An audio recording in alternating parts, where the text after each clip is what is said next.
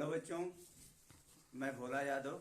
आज आपको class 11th में हम आक्सीकरण संख्या निकालने की मेथड बताएंगे। बच्चे, आक्सीकरण संख्या निकालने के लिए हमें मूलतः इस 5 नियम का जानना बहुत जरूरी होता है, ठीक है ना। जैसे बच्चे, यह पहला नियम इसका यह बता रहा है कि सभी मुक्त तत्वों की आक्सीकरण संख्या 0 होती है, ठीक ना। यानी कोई भी तत्व, जैसे बच्चे देखेंगे हम, जैसे सोडियम है, पोटेशियम है, कैल्शियम है, ठीक है, मैग्नीशियम है, क्लोरीन है। अगर इस तरह से दिए हुए हों तो इनकी आक्सीकरण संख्या क्या होगी बच्चे? 0 होगी। ये नियम आपका दिया हुआ है। माने मुक्त अवस्था में, माने एक सिंगल अवस्था में अगर हैं तो इनकी आक्सीकरण संख्या क्या होगी? 0 होगी, ठीक ना। अगर इस तरह से कोई दे दे कि सोडियम की आक्सीकरण संख्या क्या होगी, ठीक है, तो हम इस नियम के आधार पर क्या लिखेंगे? 0, ठीक है। दूसरा कह रहा है, दूसरा नियम यह है इसका कि प्रथम, द्वितीय, तृतीय वर्ग के तत्वों की आक्सीकरण संख्या +1, +2, +3 होती है। यानी बच्चे, हमें याद करना पड़ता है इस चीज को कि प्रथम वर्ग में होता है हाइड्रोजन,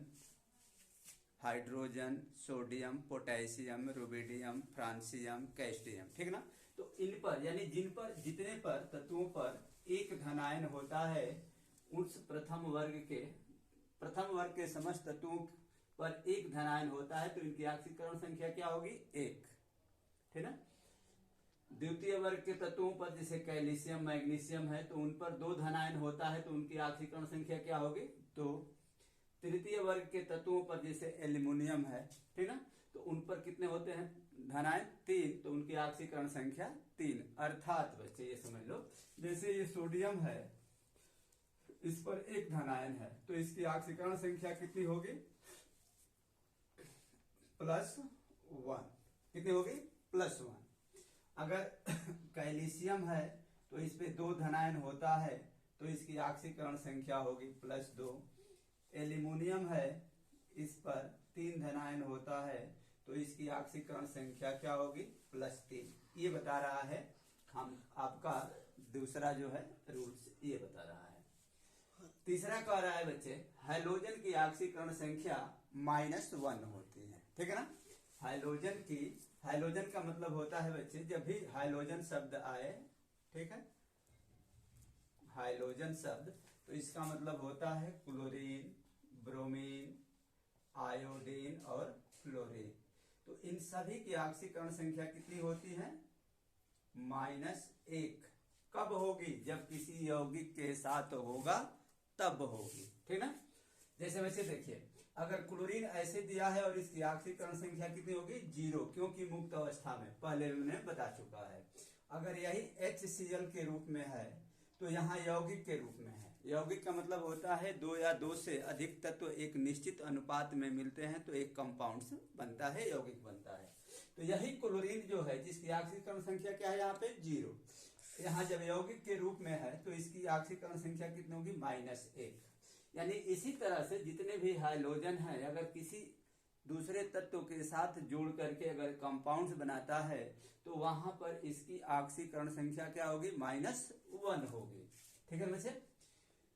तीसरा बता रहा है, चौथा वे कह रहा है कि हाइड्रोजन की आक्सीकरण संख्या +1 होती है, लेकिन हाइड्राइडों के साथ अगर है तो उसकी आक्सीकरण संख्या -1 होगी। देखिए बच्चे, यहाँ पर ये धन आयन के रूप में है, तो इसकी आक्सीकरण संख्या जो होगी हाइड्रोजन की क्या हो रही है?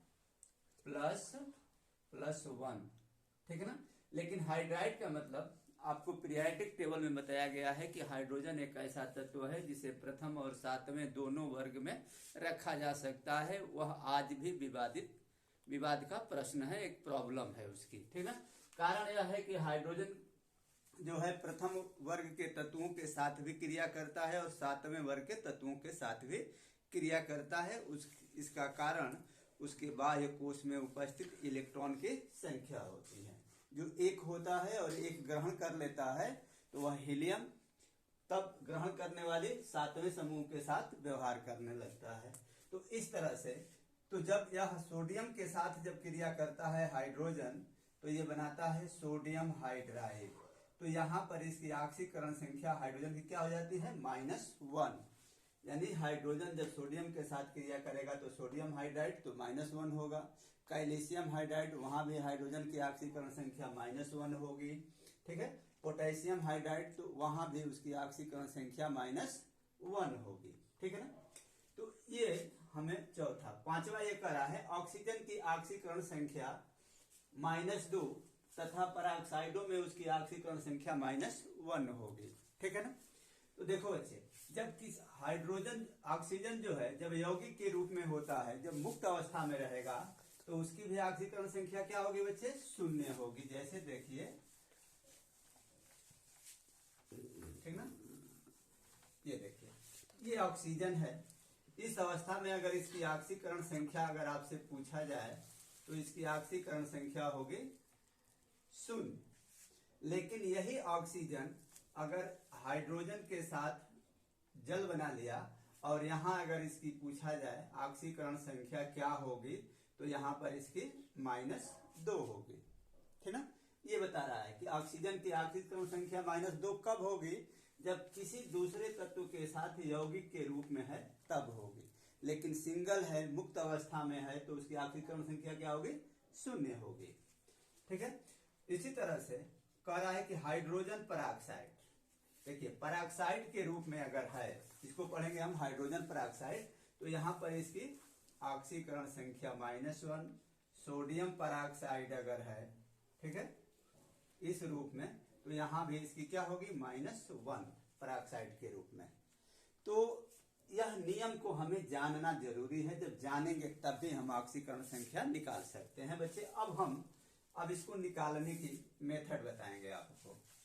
जैसे में आप देख लीजिए, ऐसे पूछ दिया H2O में हाइड्रोजन की ऑक्सीकरण संख्या, ठीक है, संख्या ज्ञात कीजिए। अब देखिए, जिसको निकालना होता है उसका हम x मान लेते हैं।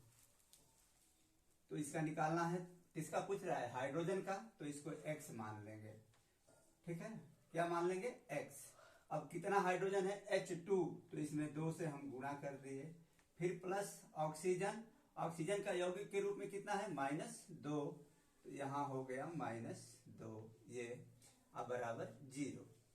अब इस 2 का x में गुणा कर देंगे तो इसे लिख सकते हैं 2x प्लस ब्रैकेट में -2 बराबर 0। अब इसको जब हम बराबर के रूप में लिखें, 2x बराबर, तो ये हो जाएगा 2। अब x का जब मान निकालेंगे तो 2/2, x बराबर कितना हो गया बच्चे, 1। इसकी ऑक्सीकरण संख्या हाइड्रोजन की ऑक्सीकरण संख्या कितनी हो गई, +1। कितना हो गया बच्चे, +1, क्योंकि हमने x किसका मान माना है, x जो है हम हाइड्रोजन का मान माना है, इसलिए इसकी ऑक्सीकरण संख्या कितनी हो गई, 1। अब इसी तरह से हम दूसरा बताएंगे बच्चे आपको। यहाँ पे CO2 में कार्बन की ऑक्सीकरण संख्या, ठीक है। अब देखिए, मान लेंगे हम CO2 में कार्बन का, तो जिसकी संख्या हमें मानना है, क्या मान लेते हैं, x। यानी माना कि कार्बन की ऑक्सीकरण संख्या क्या है, x। अब देखिए यहाँ पे ये ऑक्सीजन है, तो ऑक्सीजन का कितना होता है, -2, तो -2 × 2 बराबर 0। अब 2 में 2 का गुणा कर दीजिए, x प्लस 2 दूनी के 4, -4 बराबर 0। तो x बराबर जब पक्षांतर करेंगे तो ये कितना हो गया, 4 प्लस, ये कार्बन की ऑक्सीकरण संख्या हो गई। थैंक यू बच्चे, इसको पढ़िए और जो समझ में ना आएगा पूछिएगा। धन्यवाद।